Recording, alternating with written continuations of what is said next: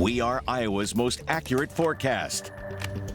Welcome back, everybody. Chris, we're just taking a look at this camera over downtown Des Moines. A couple raindrops coming down now. We got a little bit of a break, but it's kind of signaling what's on the way here. It's wet again. We have some showers, some junk convection is what we like to call it, some easy rumbles of thunder.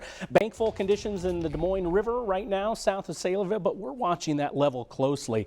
It's going to be rising close to the tip top of that lake before it hits the spillway. We are watching it very closely. Showers extending from southwest to northeast across the state. Some easy rumbles in there. A lot of cloud cover to get through. The best, most optimal position for seeing stronger storms later today is going to be over southern and southeast Iowa. A lot going on this particular map, but it's this trough that's keeping that junk in place over central Iowa. But this warm front's going to cruise up to the north and east, and that opens up a clearer sky and better ingredients for strong and severe storms. Again, that's going to be south and southeastern Iowa for the afternoon and evening. 70 is the temperature right now at Des Moines International, mid 70s in the southern reaches of the state.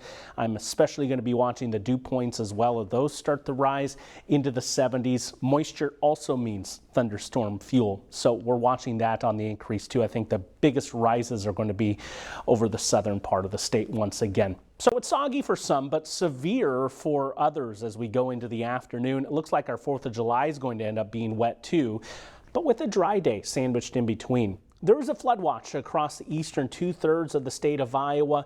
And what we're watching here is for 1 to 3 inches of rainfall streaking through.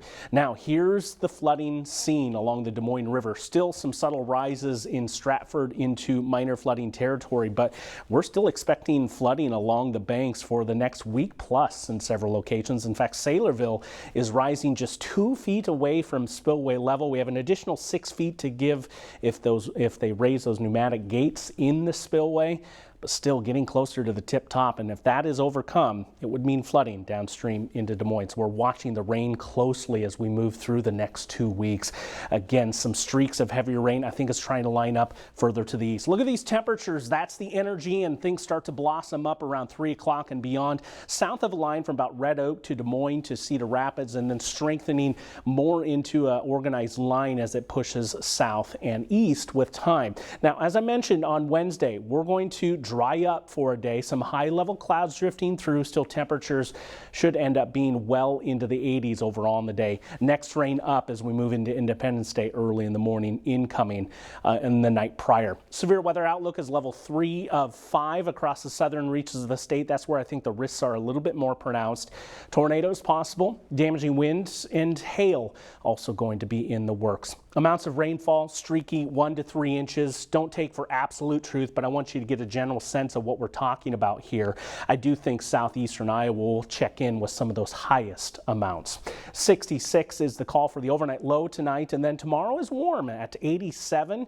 A break from the rain that will do everyone good. Those temps, July-like is what I'll call them. One of the warmest days we'll see for some time. We'll cool things back down with rain influence for Independence Day, both into the morning and then redevelopment into the evening. If you're looking for some dry time, a midday break is expected. So I think that's when you're going to be finding those outdoor activities a little bit more favorable to actually occur. May spoil some fireworks fun, though, with thunderstorms billowing up in the second part. Some showers lingering into Friday, a cool day there, but mid to upper 80s this weekend into next week.